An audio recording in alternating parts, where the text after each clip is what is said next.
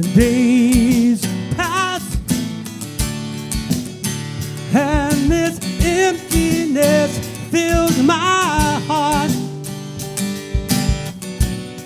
When I want to run away, I drive off in my car. But whichever way I choose, I come back to the place you are. All my instincts, they reach the grand facade. So soon we'll be without a noise, without my pride. I reach out from the inside. Oh, in your eyes, like the heat, I am complete. I see the doorway and 1,000 churches, the resolution of all the fruitless searches. Oh, I see the light and the heat. Yes, I want to be that complete. I want to touch the light, the heat I see in your eyes. In your eyes.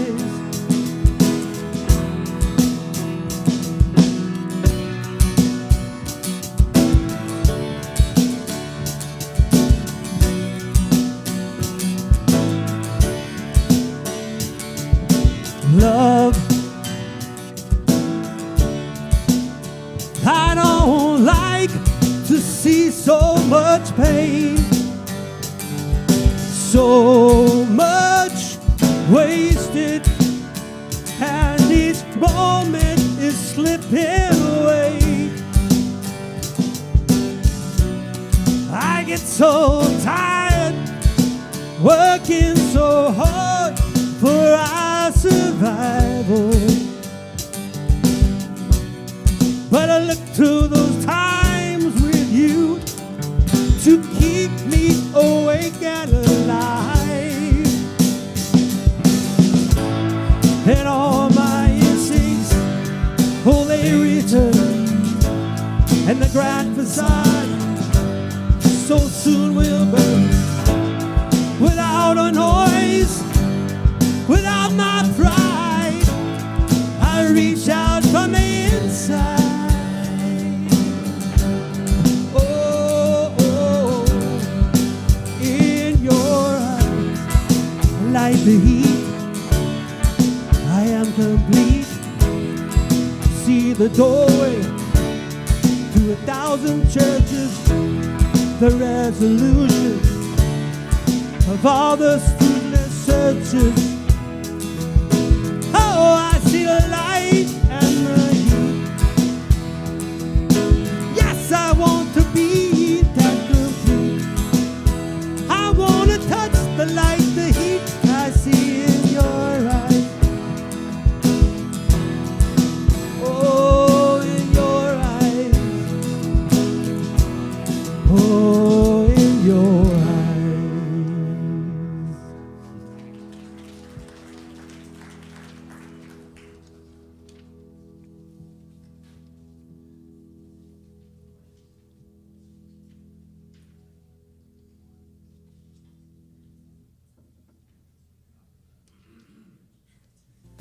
My name's Elijah Moody. Welcome to Real Life, and you are watching The Real.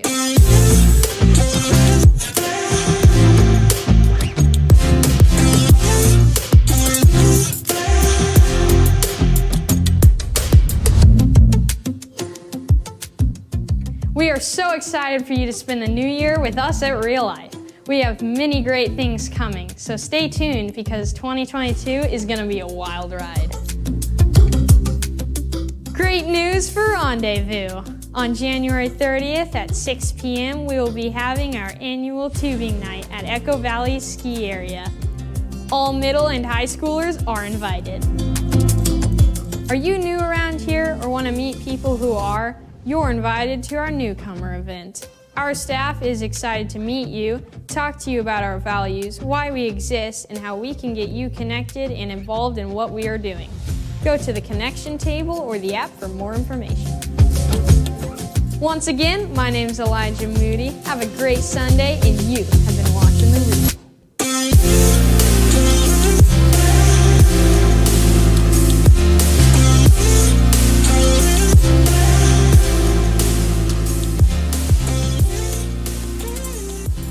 Good morning.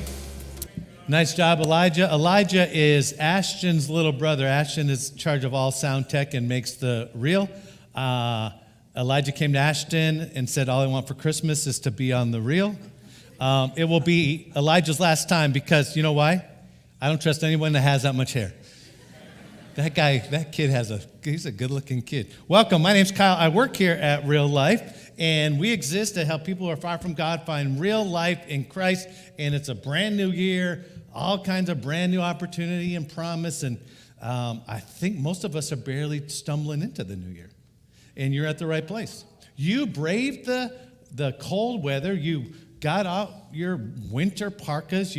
Some of you dragged your kid, whether they're high schoolers or little ones, you dragged them here, and you did it. You made it. And so we're going to put on the warmest performance we can give you as we kick off this new year. I'm just really pleased that anyone showed up. That's a tough day to show up, so I'm so thankful that you are here. I want to underline one thing that Elijah said. We haven't done a new to real life event in a long time. Over COVID, and I don't know how blessed we were to have this happen, but we picked up a lot of new people. All of a sudden, when we started meeting in person, a lot of you knew each other. I didn't know a ton of you.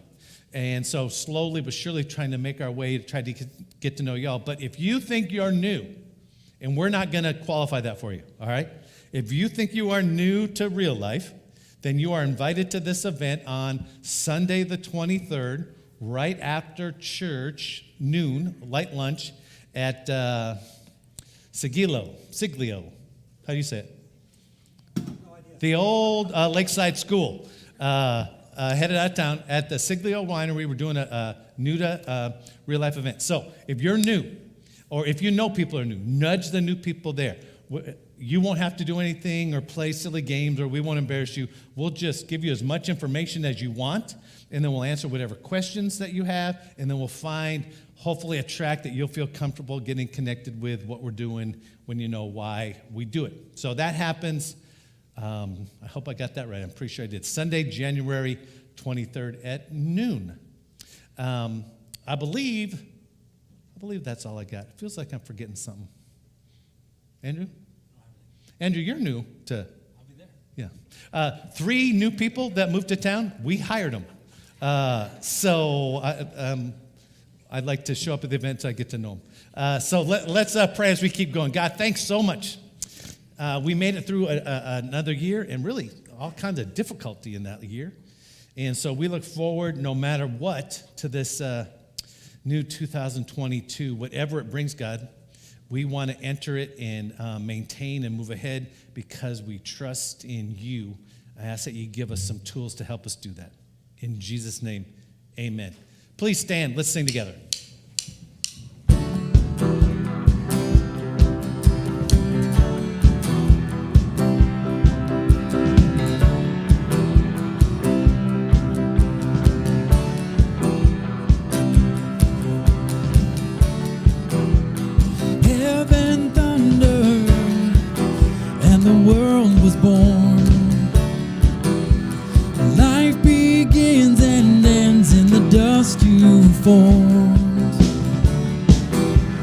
Faith commanded, and the mountains moved.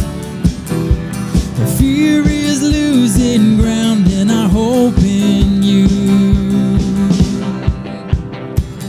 Unstoppable God, let your glory go on and on. Impossible things in your name, they shall be done. Freedom conquered, all all our chains undone. Sin defeated, Jesus is overcome. Mercy triumphs when the third day dawned. The darkness was denied when the stone was gone. Unstoppable God, let your glory go on and on. Impossible things in your name, they shall be done. Impossible God, let your glory go on and on. Impossible things in your name, they shall be done.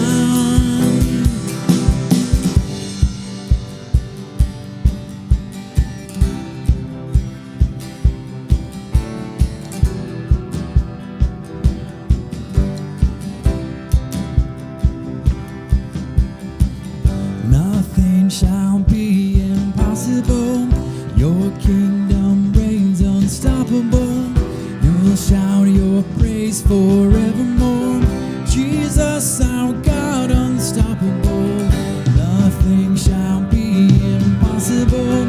Your kingdom reigns unstoppable. We'll shout your praise forevermore. Jesus, our God, unstoppable. Nothing shall be impossible. Your kingdom reigns unstoppable. We'll shout your praise forevermore. Jesus, our God, unstoppable.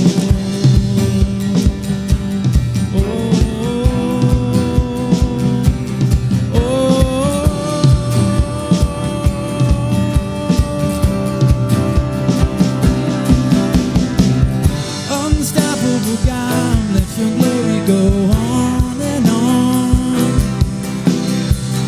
Impossible things in your name, they shall be done.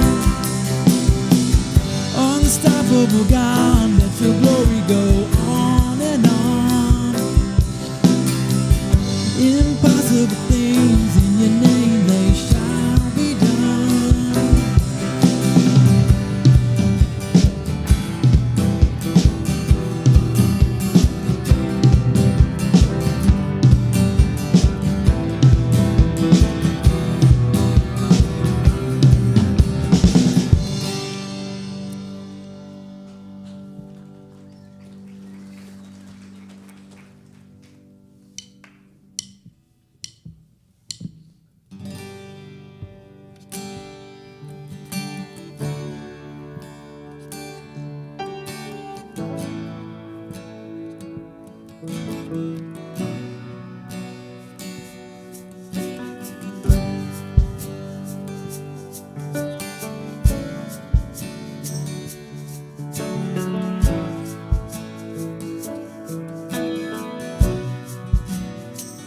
You are here, moving in our midst.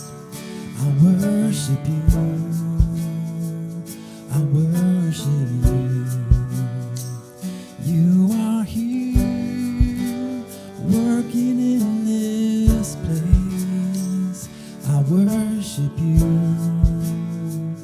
I worship you.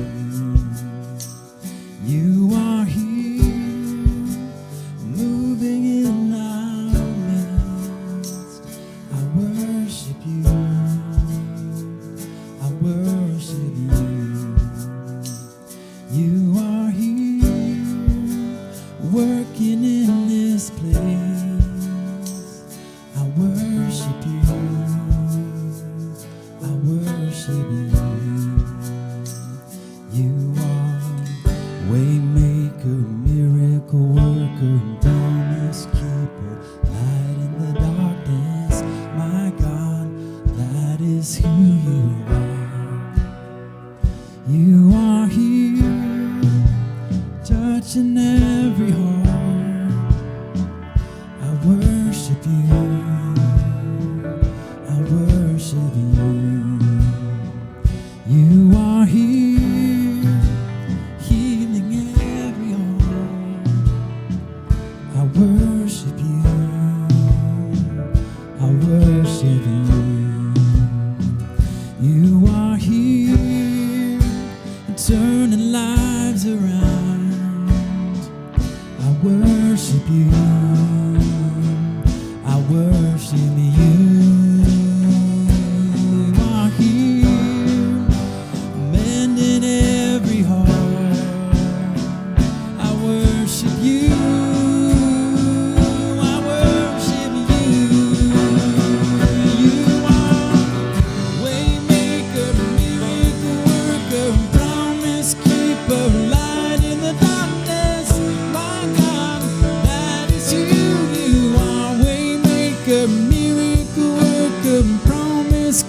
keeper, light in the darkness.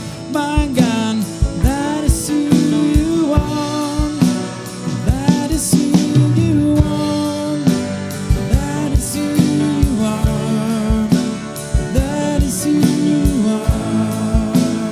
That is who you are.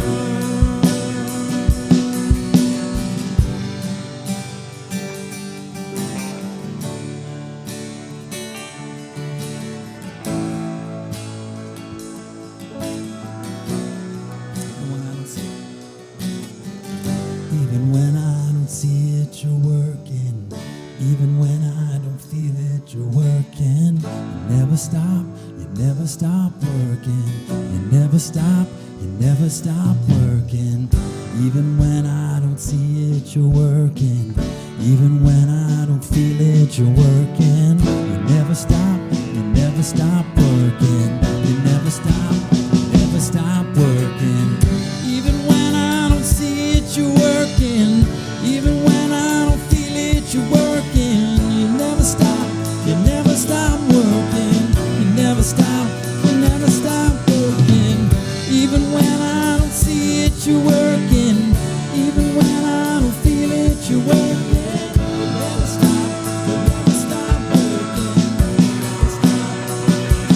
You are waymaker, miracle worker, promise keeper, light in the darkness. You're God, that is who you are. Waymaker, miracle worker, promise keeper, light in the darkness. My God, that is who you are. That is who you are. That is who you are. That is who you are.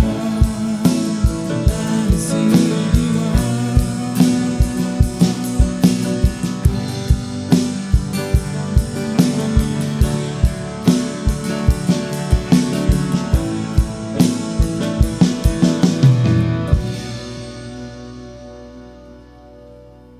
You may be seated.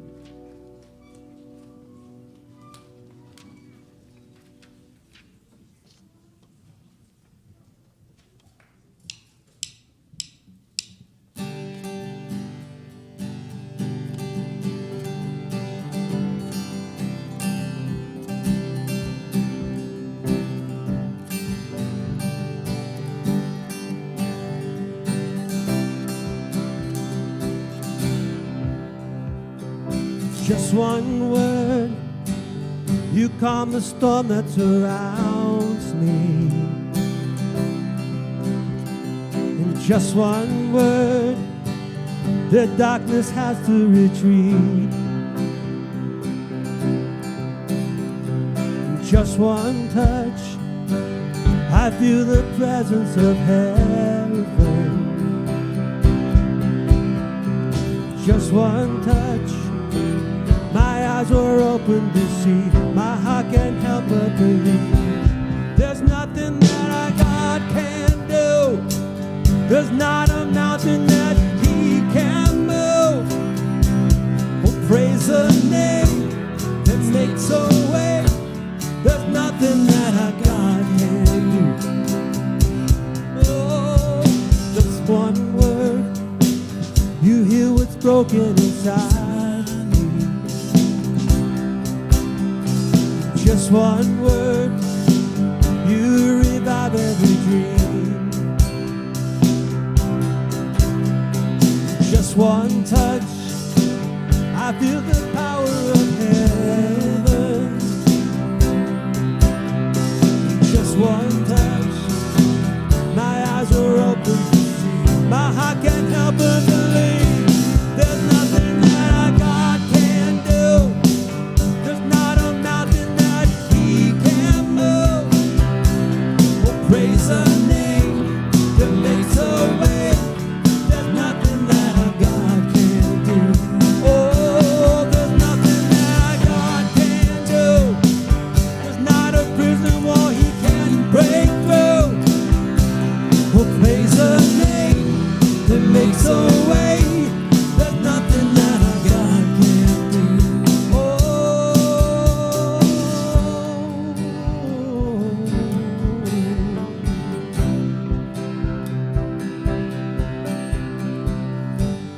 I will believe for greater things. There's no power like the power of Jesus. Let faith arise, let all agree. There's no power like the power of Jesus. I will believe for greater things. There's no power like the power of Jesus. Let faith arise, let all agree. There's no power like His power. There's nothing that our God can do. There's no mountain that He can't break through. Oh, praise the name that makes a way. There's nothing that our God can do. Oh, there's nothing that our God can do. There's not a prison wall He can't break through. Oh, praise the name that makes a way. There's nothing that our God can do. Oh, I will believe for greater things. There's no power like the power of Jesus. Let faith arise, we'll all agree. There's no power like the power of Jesus. There's no power like His power.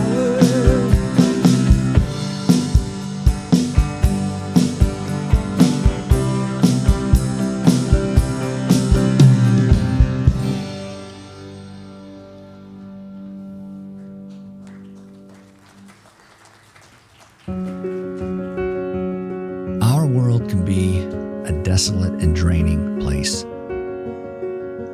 It can steal our hope and leave us running on empty. But then there are those people who live in the same world, yet they're hopeful. They have what seems to be an unshakable confidence in God, in spite of what they've seen, in spite of what they've experienced, in spite of what's happening around them. They don't have amazing beliefs. They have amazing faith. So where does that come from? And how do we get it? How do we rediscover and refuel our faith in a world that's running on empty?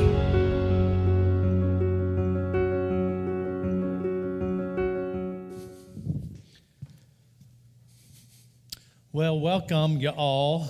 If you're in Brewster, thanks for meeting at the middle school there in Brewster. Welcome, you guys. If you're online from wherever you're viewing on our online campus, thanks for tuning in. And you're all sitting here in the warmth of the Chelan High School Performing Arts Center. Thanks for being here. We're starting a brand new series to start a brand new year. I'm not sure how you're entering this year, how you feel about it. It can't really be any worse than last year, but let's look forward in anticipation no matter what. So we thought we'd start with a series that kind of gives you a little fuel for the new year and beyond. And basically where we're headed is the next 5 weeks, we're going to give you what we believe are 5 fuels that will move your life ahead as you follow Jesus. I'm not sure where you're at in this. I'm a master at this. Do you remember the last time you ran out of gas? Or the first time you ran out of gas? I'm great at this. I've talked about this before. I've been running out of gas since I started to drive. When I grew up in Idaho at age 14, I ran out of gas in multiple states, traveling, always usually by myself, though. Do I run out of gas? The first time you run out of gas, there's this sick feeling like, what am I going to do? Then after you've run out, you've done it really dozens of times, there's this sick feeling like, oh man, what is my buddy Dave going to say when I call him again and tell him I ran out of gas? I got a new to me Ford F-150 truck during COVID, and had it about a month. And Graham, youth pastor, comes walking into staff meeting, and he puts a big gas can on the table and says, "This is for you." And I said, "What's that?" He said, "Never ever call me or anyone else because you ran out of gas. It holds 4 gallons of gas. I can put it in the back of my truck. So now I can even go farther on an empty tank because I know I got 4 gallons of gas in the back of my truck. I never, ever am going to run out of gas. That's a sick feeling. Like, oh, no, what am I going to do? If you're hanging out in L.A. and driving the freeways, you run out of gas in L.A., it is like, you just make your home right there on the side of the road because getting help is going to be almost impossible. I started thinking about the new year, and you run out of fuel in your vehicle. What happens when you run out of faith for your life? Whatever that means to you, whether you're a church person or not, whether you're not yet a follower of Jesus or you have been for a long time, what is that feeling, and have you ever felt that? Where you had a faith and then you moved to empty. Or you looked at other people's life and you thought they had a faith, but then you're watching how they live and it seems like their faith is on empty. I read a story a couple weeks ago about a pastor who deconverted from Christianity for lots of different reasons, or from the version of Christianity that he was exposed to. And then he really was reluctant to tell his mom. And he told his mom, and within a couple weeks, she deconverted. She walked away from Christianity as well. So when this guy that was writing the book of the pastor who had deconverted asked his mom, why did you all of a sudden want to get out of Christianity? And she said, I was so relieved because I didn't want to hate people anymore. That her version of Christianity said, this is how you have to treat people, and if they're not like you, if they don't agree with you, if they do that, if that's that, blah, blah, then they're the enemy. And so for her version of Christianity was like, I'm so relieved. So for her, there's a sense of, I'm empty on faith, but it was a faith I didn't want anyway. So what does that feel like? That moment when you like, I'm hitting empty, or I don't know what to do. Maybe it's not faith. Maybe you don't want to put in a spiritual realm. Maybe it's just hope. Maybe you're running out of something you never thought you'd run out of, and as you anticipate this new 2022, you're like, I'm barely on empty in some of the things in my life. So, as we move ahead into a new year, what would make the difference in your life? What would put you at a place where you would feel full of faith, full of hope, or full of the stuff, not that you win the lottery, or that girl you want to go out with says yes. I mean, those are fun. Those are fine things, all right? But the stuff that's going to last way beyond this moment. What would make the difference in your life for you to feel like your life was full, that it was fueled up with the stuff you were going to need to get it day to day to day to day for this year and the years to come? Most of us think it's this. If I just believe rightly, everything will be fine. Wouldn't that be so great if that were true? If simply believing was enough, think how different our lives would be. If you just believed it and it happened, let's say science, all right? Not science pandemic, but science like for example, I believe that exercising more and eating less will cause me to lose weight and be in shape. Wouldn't that be great if that's all I had to do? I believe with all my heart that I believe if I exercise and I eat less, then I'll lose weight. But I keep eating more and I keep doing less and I gain weight. What happened? Because believing's not enough. What about this? Addictions. We would never be concerned about addictions because all of us believe that addictions are bad. They ruin relationships. They ruin lives. They cause all kind of, if I believe that addiction is bad, no one would ever be addicted to anything. But the fact is, simply believing's not enough. Your finances. Like, I believe that you should spend less than what you make. I believe you stay out of debt. That if you believe that, then you'd always have enough money. You'd never worry at the end of the month. You'd never worry about anything because you'd always have enough money. If simply believing was enough to make a difference, man, think how different our finances would be. We would all be rich. Or school, middle schools, high schools, college kids. Wouldn't it be great if, because we all know that preparation is the key to move forward in school, all right? If you want to do well and keep moving ahead, then preparing, studying, homework, all the stuff you haven't thought about for a couple weeks, all right? All that stuff, that moves you forward. But can you imagine if you just believed that was true? Like, I believe studying is good, but you never had to study. See, if simply believing was enough to make a difference, man, think how different our life would be. So then we think, okay, it's not just belief, it's know. But most of us don't need any more knowledge. Most of us know everything we need to know about most subjects. I know there's stuff to learn and stuff as you get older and everything, but most of us, our problem is not a lack of information. That's my experience. Now, middle school and high school, that may be a different thing. Maybe there's still stuff that you guys need to learn. But most of the people I deal with on a regular basis, in my office or otherwise, they don't need new information from me. Most of us know what we need to know. Most of us believe what we need to believe. So there's another problem, right, that gets in the way. And that's the doing part. All right? And Jesus was on top of this. All the teachings of Jesus, Jesus knew and taught because he knew that just believing something and just knowing something was not going to make a difference in your life. There's not going to be any movement forward. There's not going to be any radical change for the better if all you do is believe and know. So Jesus inviting people to do. And essentially, and listen, if you fell asleep when I first came out here, wake up and hear this, and then you can go back and snooze. Okay, get this. This may be the reason you tuned in or are here this morning, okay?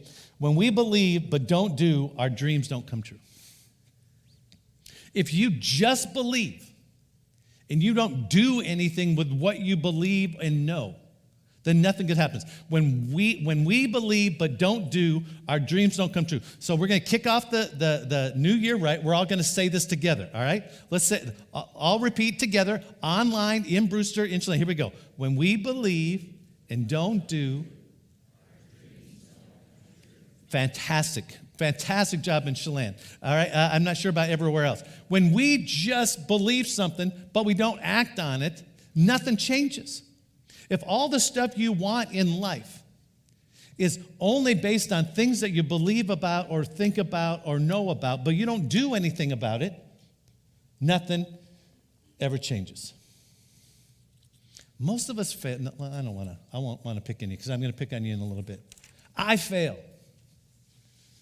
When I believe, when I think, when I dream, I can even write it down, but I don't act on it. I don't do anything about it. What's worse, I think this is where a lot of us are and have bumped into over the last year or so.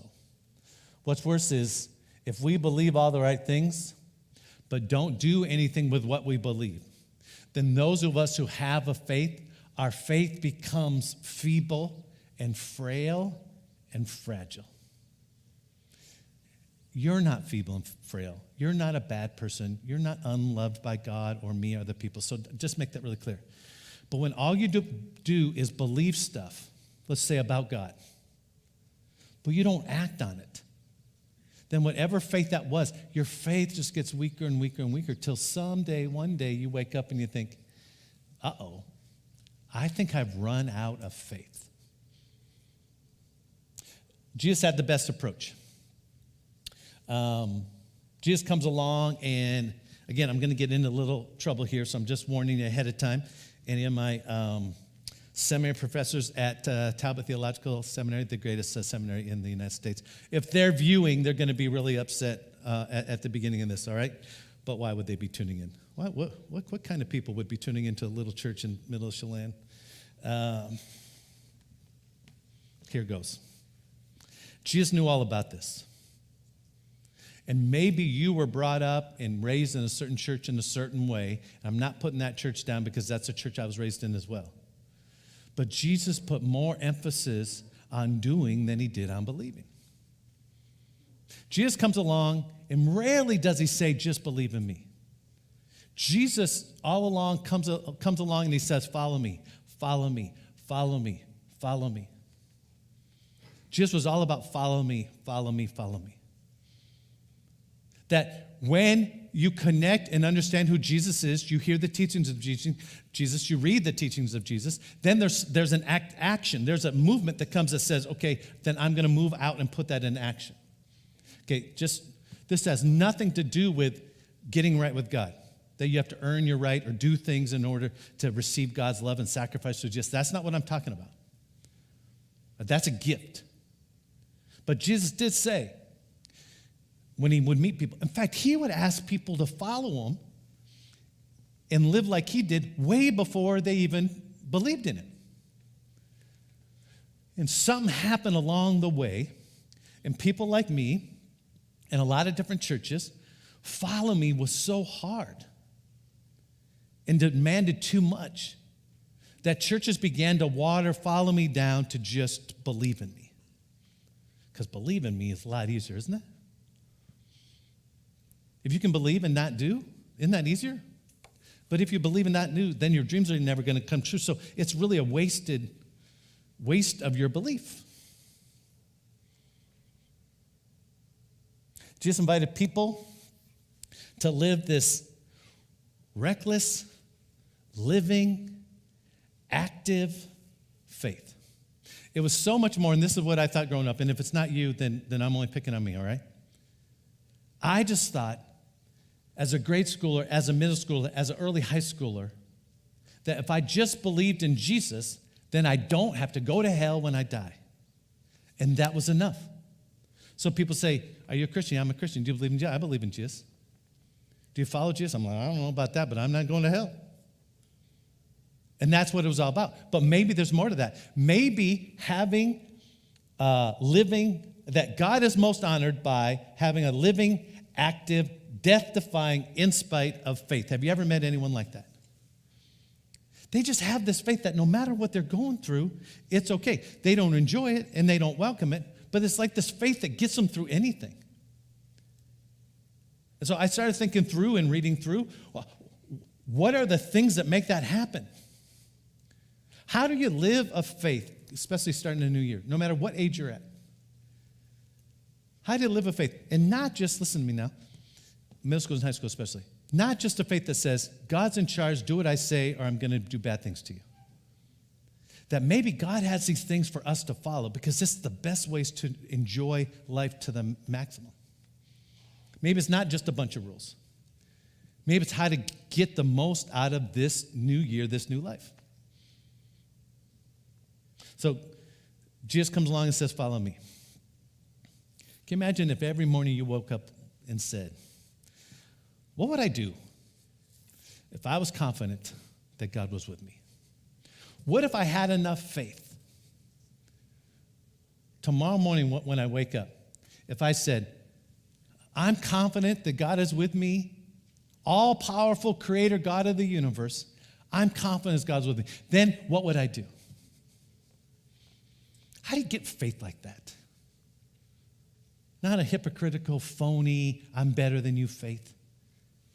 A real, I'm a follower of Jesus faith.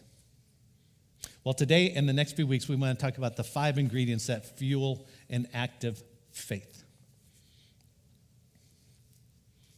That help us to answer questions like, how would I respond? How would I react? What would I attempt, initiate, avoid? Who would I forgive? Who would I ask to forgive me?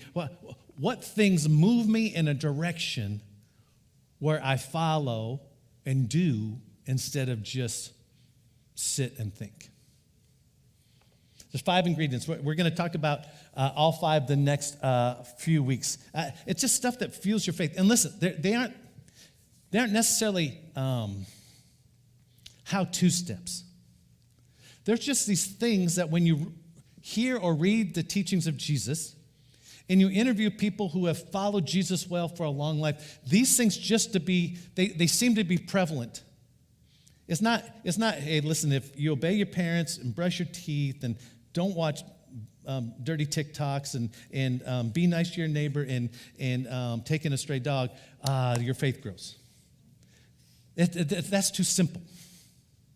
There's these things that are just deep that over a course of months, years, all of a sudden you wake up and you say, you know what? I don't know what happened, but I have an active, living, death-defying, no matter what faith. And I didn't earn it or deserve it. I just started living this thing out, and this is what happened. So here's the one we want to talk about. This is the hardest one to talk about, too, just to be honest with you. The first one we want to talk about, one of the 5 things that fuels your faith, that lights your faith up, that just blows it up and grows it. And the first one we're going to talk about is practical teaching. Practical teaching. That somewhere in your life, either the church you attend or listen to or watch, or the small group you're in that talks about Jesus or reads the Bible, where you have to have some place in your life where you are hearing the truths of Jesus delivered in a practical way. When you talk to people and you hear their faith journey, most people have some kind of story where yeah, I just kind of plodded along, and all of a sudden I ran into this person, and they presented Jesus and the Bible in so much of a different way than I ever realized before. I was raised in a very, very conservative Baptist church. My dad was my pastor since the day I was born. And it's no fault of his, okay? He probably was a good practical teacher. Some of you were in his church way back in the day. He probably was a good teacher that gave practical steps. I wouldn't know that because I never listened.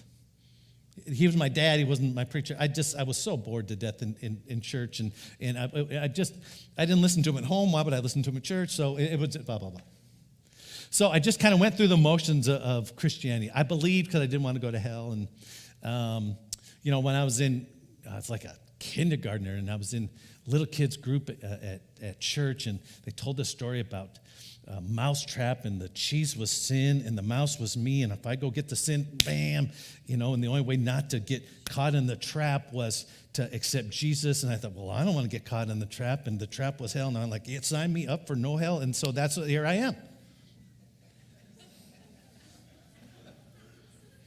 From that day on, I wasn't going to hell, but I caused hell everywhere I went, all right? It made no difference. Some of you are laughing because you knew me. It made no difference in my life whatsoever. Then, 9th grade came. We had moved from Chelan. We moved to Boise. Started attending Napa Christian High School, home of the Trojans, thank you. Perhaps you heard of us. And the very first day of school, there's this new teacher, and she's like the choir director, but she was so much more than a choir director. Her name was Sunday Weshi. Her name was Sunday. And she just died a couple of years ago. It was her birthday a couple of days ago. On Facebook told me. And so it brought all these memories back again. She was the first person in my life, and I'm not putting down anyone else in my life along the way. She was the first person in my life that said to me in so many words, Kyle, you know so much about Jesus, but it makes no difference in your life whatsoever. You know all these verses that you memorized in Sunday school so you could get a little snack or a goodie or something like that, but it's made no difference in your life whatsoever. Maybe this would be a time, at 14 years old, maybe this would be a time to start doing instead of just believing. Maybe this is a time to start following instead of just believing. And she kind of shook me up. And listening to her in class every day, and then the stuff I learned and the tools I picked up, that was the first time I thought, wait a minute, this Jesus thing is a normal, real, everyday, personal faith. I didn't know that. I was blessed then to go down to college at Biola University, and I was able to go to EV Free Fullerton, where Chuck Swindoll was the pastor. If you don't know Chuck Swindoll, you should. He's still getting it done. He's still pastoring. He's down in Texas. He and I spend every morning together because I have a devotional book that I read every. When I first went to EV Free Fullerton and sat in this big church, and I thought, there's so many people here, there's so many cars. What is this going to be like? And Chuck Swindoll would sit there and he would teach the Bible, and I'd look at the verse and I'd say, okay, that's a good verse. And then he would talk about it, and I said, wow, I didn't know that was there. It was the first time I went to a church and I heard a pastor say this and that and this, and then he said, listen, and here's a practical way to live that out. You got to find a place like that. Because when our active faith intersects God's faithfulness, that's when our faith grows. When you step out and attempt to live out your faith, and then you see God come through at those times, your faith gets bigger. So, Jesus comes along and he has this way of teaching. And he just kind of bursts on the scene. And it's kind of this upside down kingdom ethic where when Jesus shows up on the scene, everyone with the power made all the rules. The rich people were to be served. And Jesus comes along and says, listen, it's not even like that. It's the opposite of that. So I think that's why I think every woman should be a follower of Jesus. Jesus breaks on the scene and he elevates women to the place of equality with everybody else where they should be. He didn't treat people the way society told them to be treated. He comes on and he says stuff like, hey, listen, if someone slaps you on one cheek, turn the other cheek. You're like, that's ridiculous. If someone asks you to do a favor, you do more. If someone asks you to give something, you give more than what they asked. Like, this is so weird. How do you even live like this? He'd say things like this. Hey, don't worry. I was like, Jesus, are you looking around? We have so much to be worried about. He'd say, forgive no matter what. Pray for your enemies. And people are like, we don't even pray for each other. We're not going to pray for our enemy. It was the opposite of what they were used to. He says, you can't be right with God if you're not right with other people. And it's like this, all this stuff. And it was just like, what? And in this sermon that we call the Sermon on the Mount, a lot of people think it was Jesus' go-to sermon. To some extent, I agree with that. Like, Jesus wasn't looking for new information. He was looking for new audiences, right? Because the best sermon is the one you've done 10 times. All right, I wish I could get away with that. I've snuck some. I've repeated some around here. But Jesus' Sermon on the Mount, which originally was packed with all this upside-down stuff that just was counterculture to what was going on. People were sitting on the side of this hill, and Jesus taught them from there. But Jesus probably taught this information more than once. And in that, he says, I'm inviting you not to simply believe a different way, but to do life differently than what you're doing. It's not just about beliefs. Here's the thing.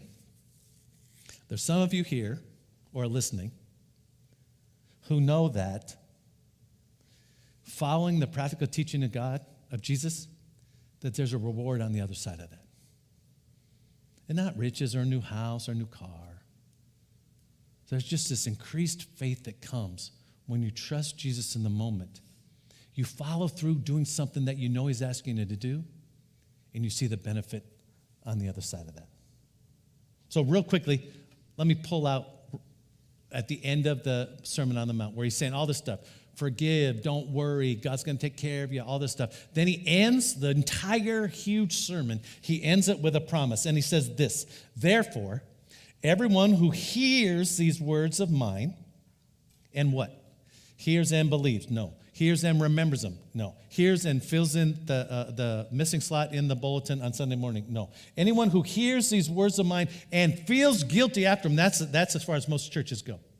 You go to church and you hear a sermon and you're like, man, I feel so bad. I feel so close to Jesus. And I'm like, what? Why do you do that? Well, I just feel so guilty. What he said really got to me. Well, are you going to do something about it? Oh, no, I'm not going to change my life. I'm just going to feel guilty about it. Because when I feel guilty, I feel close to God, and we think that's it. Therefore, everyone who hears these words of mine, this is the promise he makes. Therefore, everyone who hears these words of mine and puts them into practice, acts on what I've taught, does something with what they've heard, is like a wise man. A wise person is this, someone who connects the dots, right? If you want to be wise, connects the dots with behaviors and outcome. If I do this, this will be the outcome. And a wise person understands that. Or lives as if today's behavior is going to create tomorrow's reality. And it's really tough when you're younger. I think it's really tough when you're older. To say that what I do right now is going to affect later. And Jesus says, anyone who listens or reads my words and puts them into practice is like a wise person who builds his house, he establishes his life and future on a rock. Again, I think building around here, like you find out your land you're going to build on has rock, and you're like, oh no, we have rock. Well, back then this was a little different. It was the best, firmest foundation to build on. It was the sturdiest, longest lasting. It was more expensive, more time consuming, but it was the best way. It was so labor intensive that it took extra effort. And in that, people heard, okay, Jesus just said, if we follow what he did and we put him into practice, then we'll be wise people. We don't want to be foolish. But hanging in the air is this question you have too as you sit here. Jesus says, do you trust me? Do you trust me that if you stepped out and acted on what you've heard or read, that there's a positive outcome and increased faith that's welcomed? And some of us would say, no, I have a tough time trusting you, God. I tried that before and it didn't go very well because I didn't get what I want. I thought I was trusting you. I thought I was living Christian life and life went sideways, and obviously I can't trust you because it didn't go the way I wanted to, and I get that. Jesus talks about, here's the future. Here's the outcome of people who listen and do. He says, the rain came down, the storm came, the streams rose, there was a flood, flash flood. The winds blew and it beat against the house, yet it did not fall. Why? Because its foundation was on the rock. Everyone went through the same storm. Everyone went through the same calamity. Everyone experienced the same pain. But the wise person who practices what they hear or read from the teachings of Jesus are unshakable. But then he says, but everyone who hears these words of mine and does not put them into practice is like a foolish man who built his house on the sand. Anyone who builds on the sand and flash flood comes and it wipes it out, the implications were stunning. That you can listen, read, be exposed to the teachings of Jesus, be surrounded by a family who loves Jesus, a Christian family, be surrounded by Christian friends, hang out at youth group, go to small group. The implications are stunning. That believing can be deceiving. That there's a possibility that you can sit and listen to the very words of God, and your belief, you think, I believe I'm done. And your belief deceives you into the fact that you think you're wise and you're really foolish.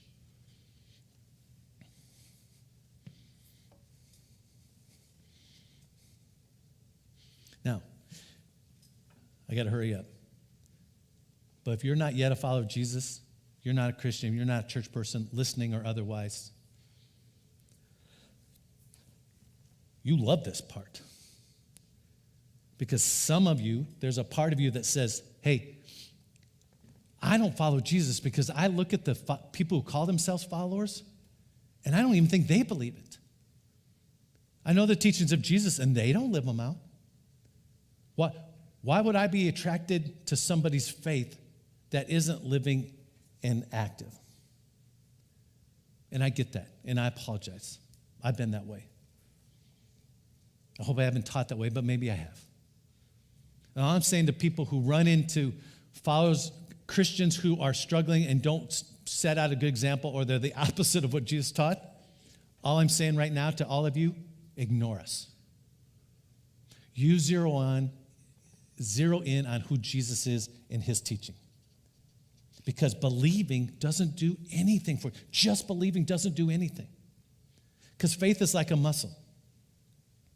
You can believe in CrossFit for years if you want. And your body will look like mine. I believe that CrossFit will help me. But I've never been. And just to be honest, I'm never going. But if you went to CrossFit, if you showed up and did the work, you would get more fit. Faith is a muscle. If you don't exercise it, it gets weak. It gets lethargic. It gets smaller. Listen, this isn't you to earn your place in heaven or earn salvation or get God to love you. That's not what we're talking about at all. I'm saying to have a faith, a doing faith, a living and active, a no matter what faith, you've got to use that faith. Jesus says, but everyone who hears these words of mine and does not put them into practice like a foolish man who built his house on the sand. It's quick and easy. They listened and believed, but they didn't do because it was too hard and it took too long. And the storm came, the rain came, the streams rose, the winds blew and beat against the house, and it fell with a great crash. Same storm. Most of us who believe, who listen and believe but don't do, and I've been there a little bit. You've been there? You believe, but you don't put into practice, you don't act. A lot of my friends, a lot of people I care about in my life, when they believe and don't do, when the storm comes, when the crash comes, we have a tendency to blame God, or we conclude that there is no God. And for a moment, there's this like relief. There's no God. I don't have to live up to any standard. I don't have to act out my faith. And there's this relief, like the pressure's off me. I don't have to hate people anymore. There's just this relief. And then slowly you move farther and farther away because you're not putting your faith into action, and you're not doing anything. You quit showing up and you quit reading, you quit hanging out in places. And then all of a sudden you find a place where you're like, uh-oh, I am out of faith. And we need to make stuff up about God, and we need to say things about the teachings of Jesus in order to relieve the stress we have about the faith we're struggling with. And it's a crisis of faith, and if you're there, I understand you. But listen, people, I'm almost done. People who struggle, only believing but not doing, not putting faith into action. They believe, but their faith was weak and feeble. You're not weak and feeble. Your faith is, because it hasn't been exercised. A guy by the name of Lane Jones says, unapplied truth is like unapplied paint. It doesn't do any good. The value's in the application. And listen, I hear you. You would never say this out loud, but I hear you. It's like, I just want to believe. Some of you struggle with just believing, like that there is a God, that he did send his son, that the sacrifice on Jesus on the cross was on your behalf. That's stuff for you to even believe it, like, it's just mishmash stuff. Others of you are like, I don't want to get trapped in a mouse trap. You can have your cheese, just don't send me to hell. And there's this sense that I just want to just relax and be who I am, and I don't want to be burdened by the doing of faith.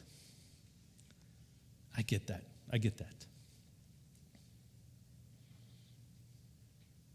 But the fact is, there's a storm that comes, and there's rains that fall.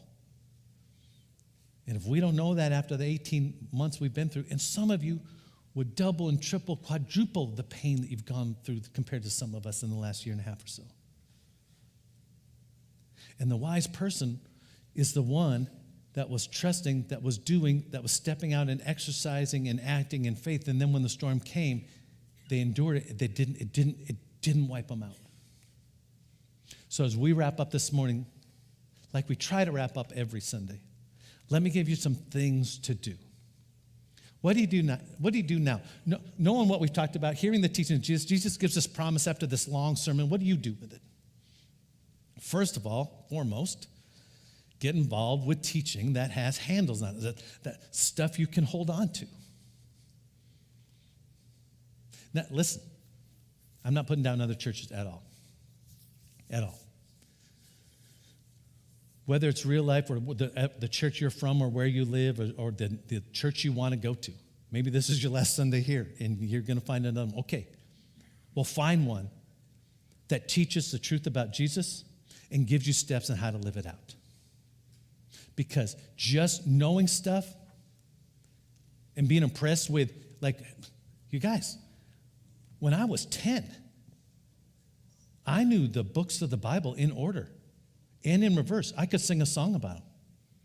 I knew all kinds of verses. I knew, I can't even tell you how much about the Bible I knew. More than y'all at age 10. And at age 10, I was breaking into houses in Chelan, shoplifting from Spouse Rights, and stealing records from Western Auto. Who's with me? I was a horrible kid, but I knew a ton. There has to be a place, and you can pick it, doesn't have to be here. Maybe it's your small group, maybe it's something you start, where the teachings of Jesus isn't just this mystical belief about something out there, but it's an active, living, life-giving, life-changing, no matter what faith. Second thing, you may be here, you may be listening, whether online or in Brewster or watching, you need to decide to actively follow Jesus. You can make that decision right now. And you're like, I'm not necessarily, I don't know how to do that specifically. Well, we can help you with that. There's a sense that most of us who believe in Jesus, there's a sense throughout the week that we get a sense that God's saying, hey, you should do that. Maybe it's time to forgive that person. Maybe you should go over to that person and say hello. Maybe you should stop doing that. Maybe, are you sure that activity is going to benefit you? All that. And when you move in a direction that you know is right, even if you don't want to do it, but you know it's the best thing, your faith grows. When your faith intersects with God's faithfulness, your faith gets bigger. If you never ever step out to a place where you have to trust God, where your faith has to be active, where you can just trust you, your faith never grows. Your faith is just in you. But maybe today's your day. Maybe today's your day where you say, okay, I'm going to step out. I'm not going to be a phony, hypocritical Christian. I'm going to be a real follower of Jesus. And I'm going to trust God to do things that I could never do on my own and wouldn't even choose to do on my own. Finally, choose a life application. Maybe it's just a small one. That would make a big difference in your life. You choose to actively follow Jesus. What is in your life where you feel God is moving you or asking you to do, and you're like, I tell my friends, my staff at Real Life all the time, I hear God encouraging me to do stuff every day. Like, hey, email that person, pick up the phone, give that person a call, stop by and say hi. I hear that and 50% of the time I follow. I know there's times where God says, hey, do this. Quit being mad at your wife. You go in and you apologize. I'm like, God, that's such a great idea. I'm not doing that. And my faith gets weaker. When God calls me to do stuff, it's the little stuff, you guys. And I follow through and do it, even though I know it's right, but I don't want to do it, my faith gets big. I don't want to have a moment where I stand up here and say it's my last Sunday because I don't have a faith anymore. And if that day came, it wouldn't be the God of the universe who changed. It wouldn't be the saving sacrifice of teachings of Jesus that changed. It would be me who changed. Because I chose to step away and not act on what I know to be true about Jesus and his teachings. I pray that you, no matter where you're at, if you're in a crisis of faith, that this is the day you start moving forward, that your faith starts growing, that you choose to walk, everyone hates this word, you choose to walk in obedience, because on the other side of that, you find this bigger, better faith. Turn the service back over in Brewster to K-Dub. Kyle, thanks for filling in for Billy today. We're going to turn the service to you. And here in Chelan, let's pray together. God, thank you. Thanks for Jesus and the realness of Jesus and the accepting of Jesus and the forgiveness of Jesus. And God, thanks for his teaching. And I ask that we would push and move ourselves to a place where we hear the teachings of Jesus, we hear your word, we understand it, and we live it. God, help us be big, active, faith, life-changing people. Not because of who we are, but because of who you are in us. In Jesus' name I pray. Amen. Thanks, you guys. Thanks for coming out on this new year in a cold day. I appreciate it. Thanks. Hang out, have some coffee, do whatever you need to do. Have a great Sunday. See ya. Love ya.